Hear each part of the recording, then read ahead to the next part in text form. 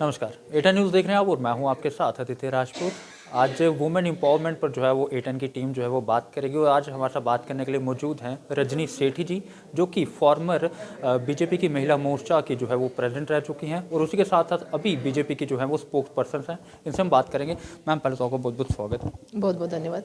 Ma'am, एक बात पहले आपका यही सवाल रहेगा कि मतलब घर भी देखना है और बीजेपी के आप स्टेट प्रेसिडेंट भी रह चुके हैं और अभी स्पोक्स पर्सन भी है, किस तरह से मैनेज करते हो क्योंकि घर भी है और एक पॉलिटिकल कैरियर भी है। मुझे लगता है कि भाई महिला बड़ी अच्छी तरीके से मैनेज कर सकती है, एक परिवार को भी और समाज को भी। लगातार पिछले 16-17 साल से पार्टी के साथ जुड़े हुए हैं और संगठन को कैसे आगे लेके जाना, संगठन में कैसे काम करना, उसी लक्ष्य को लेकर काम कर रहे हैं। परिवार का सहयोग है, बच्चे बचपन से सहयोग करते आए हैं और अब बड़े हो गए हैं, तो कहीं ना कहीं महिलाओं में एक योग्यता जो रहती है सबको संभाल कर चलने की, वही हम लक्ष्य लेकर आगे कर रहे हैं काम, और पार्टी को भी परिवार मानकर, क्योंकि हमें शुरू से बताया जाता है कि जो संगठन है एक परिवार है, उसी परिवार के नाते हम लोग यहाँ काम कर रहे हैं और अपने समय को यहाँ पर दे रहे हैं ताकि हमारा संगठन मजबूत हो सके, उसी लक्ष्य को लेकर। आपसे एक सवाल रहेगा, जिस तरह से बात की जाए तो आपकी पॉलिटिकल कैरियर की शुरुआत कब हुई और कैसे रुझान हुआ आपका कि आपको पॉलिटिकल लाइन में जो है वो आना है। मेरा स्टूडेंट लाइफ से ही मतलब कहीं ना कहीं एक लीडरशिप क्वालिटी जो कहेंगे वो देखने को मिलती थी। मैं अपने स्कूल टाइमिंग से ही डिबेट्स में या अपने जो 26 जनवरी की हमारी परेड होती थी दिल्ली में, उसमें पार्टिसिपेट करने का, और मैं स्पोर्ट्स हैंडबॉल की प्लेयर रही हूँ, स्पोर्ट्स में भी पार्टिसिपेट करती थी। फैमिली का बड़ा प्रोत्साहन था। कहीं ना कहीं मेरे फादर ने मुझे एज ए सन, बेटे की तरह परवरिश की और उसी नाते से मुझे राजनीति में आने का शौक़ हुआ। उसके बाद मुझे लगता है कि समाज में जब आगे आगे बढ़ते गए, समाज में जब देखा कि महिलाओं की दशा किस तरीके से यहाँ पर सही नहीं है और महिलाओं के लिए हम लोग क्या कर सकते हैं, तो उस नाते से जो हम संभव प्रयास कर सकते थे वो बिल्कुल करने की कोशिश की। तो जब आपने बोला कि जिस तरह से स्कूल टाइम से आप लीडरशिप जो है वो करते आती थी, तो मतलब घर वाले नहीं बोलते थे आपको कि हाँ ये कौन सी लाइन पकड़ ली है, कि इस पे आगे जाके क्या करियर होगा आपका, मतलब किस तरह से सपोर्ट करते थे घर वाले? नहीं, मेरे फादर खुद प्रमोट करते थे। मेरे फादर मुझे खुद गाइड करते थे कि आपको बोल्ड बनना है, आप बेटी नहीं बेटा है हमारे परिवार का। कहीं ना कहीं टूर में जाना, कहीं जैसे गेम्स के लिए टूर होते थे या कोई भी स्कूल का कोई फंक्शन पार्टिसिपेट करने के लिए आउट ऑफ स्टेट जाना, तो कभी फादर ने मना नहीं किया। ये मुझे लगता है कि हर बेटी के साथ ऐसा परिवार वालों को करना चाहिए ताकि एक बेटी बोल्ड बन सके। मेरे फादर खुद राजनीति में एक सक्रिय कार्यकर्ता के नाते तो नहीं, मगर कहीं ना कहीं बैक साइड से समाज सेवा का काम करते थे। कश्मीरी पंडित सभा के वो प्रेसिडेंट रहे। तो इस तरीके से उन्होंने हमें भी, हमने जो परिवार में देखा कि मेरे फादर किस तरीके से समाज का काम करते हैं, तो हमारे मन में भी एक जोश बना रहा कि भाई हमने समाज के लिए कुछ करना है। और मुझे लगता है कि भाजपा से बढ़कर तो कोई और ऐसी पार्टी नहीं है जो समाज के लिए कुछ कर सके, तो इसलिए मुझे भाजपा का थामना। आपकी बातों से साफ दिख रहा है कि आपकी ज़्यादा सपोर्ट जो है आपके जो पिताजी थे उन्होंने की है, तो क्या बाकी घर वालों ने सपोर्ट नहीं की? और घर में कौन कौन था जब उस टाइम पे कि जब आप जो है पॉलिटिकल लाइन में आ रहे थे? मैं जो पॉलिटिक्स में आई हूँ तो मैं आफ्टर मैरिज पॉलिटिक्स में आई हूँ। स्टूडेंट लाइफ में मैंने अपने स्टूडेंट लाइफ को जो अलग लाइन में थी, वो आफ्टर मैरिज मेरे हस्बैंड का सपोर्ट रहा, मेरे बच्चों का भी सपोर्ट रहा। कहीं ना कहीं वो उन्होंने क्वालिटी शायद देख ली थी कि ये बोल्ड है, किसी से डरती नहीं है।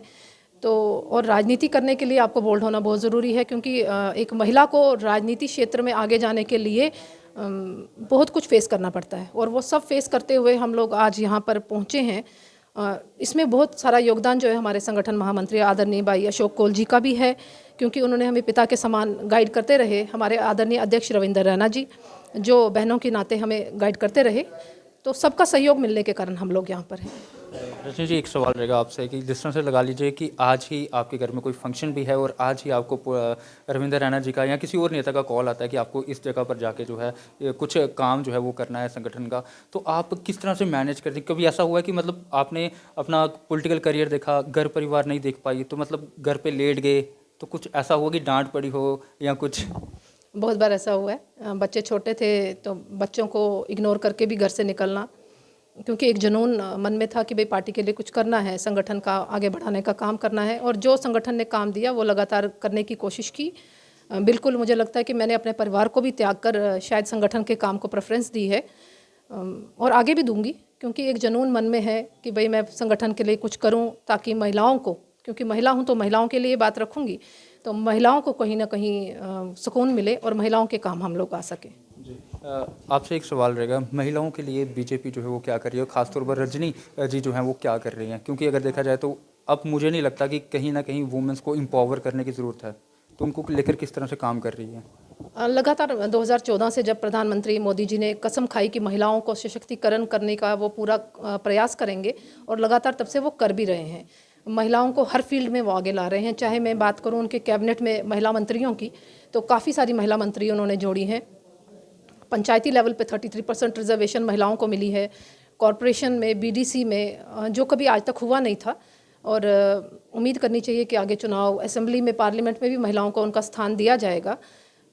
जो काम बीजेपी ने महिलाओं के लिए किए आज तक नहीं हुए, चाहे वो मुस्लिम महिलाओं की बात करूं या हिंदू महिलाओं की बात करूं, कभी उन्होंने ऐसा नहीं किया कि भाई कोई धर्म के आधार पर उनको कोई रिजर्वेशन दी जाए या धर्म के आधार पर उनके लिए कोई नीति बनाई जाए। उन्होंने सभी महिलाओं के लिए एक जैसा काम किया है मोदी जी ने, और उनको प्रेरणा स्रोत मानते हुए हम लोग, जो यहाँ की महिलाएं हैं, जो यहाँ की महिला नेत्रियाँ हैं हमारी भाजपा की, और वो भी लगातार काम कर रही हैं। और मुझे लगता है कि जब मैं प्रधान थी महिला मोर्चा की, मैंने अपनी तरफ से पूरी कोशिश की। मैंने उस समय हेल्पलाइन नंबर भी एक जारी किया था अपनी महिलाओं के लिए कि उनको कोई समस्या हो तो वो उस हेल्पलाइन पे कांटेक्ट कर सकती हैं। जितनी देर मैं अध्यक्षा रही, मैंने उसको पूरा करने की कोशिश की। अब प्रवक्ता के नाते पार्टी का काम कर रही हूँ, जितनी मदद हो सकेगी वो पूरी करूँगी। आखिर में क्या मैसेज रहेगा उन महिलाओं के लिए जो कि अगर कुछ बनना चाहती हैं तो किसी ना किसी वजह से जो है वो अपने पाँव जो है वो पीछे ले लेती हैं, चाहे घर वाले देखकर या फिर हस्बैंड को देखकर जो है वो अपने पाँव जो है आगे पसार नहीं पाती हैं, उनके लिए क्या मैसेज रहेगा? मैं सभी महिलाओं को एक मैसेज देना चाहूँगी कि हिम्मत रखिए, बोल्ड बनिए। कोई भी फील्ड हमारे लिए पीछे हटने वाला नहीं है।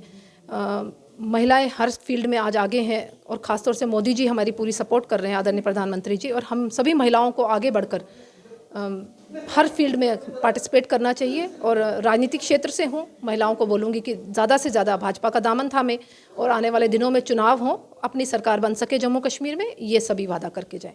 बहुत शुक्रिया बात करने के लिए। तो ये थे हमारे साथ रजनी सेठी जी, जिनके साथ आज हमने वुमेन एम्पावरमेंट पर जो है वो बात की, और हमारा ये मकसद था वुमेन एम्पावरमेंट पर इंटरव्यू करने के लिए कि ताकि जो बाकी महिलाएं अपने सपने जो है वो अंदर ही दबा लेती हैं, ताकि वो जो है उनको एम्पावर जो है वो हो सके और अपने सपनों को जो है वो पूरा कर सकें। आप लोगों को कैसा लगा ये इंटरव्यू, कमेंट सेक्शन पर जरूर रखिएगा। तब तक ले बने रहे आप एटन न्यूज़ के साथ।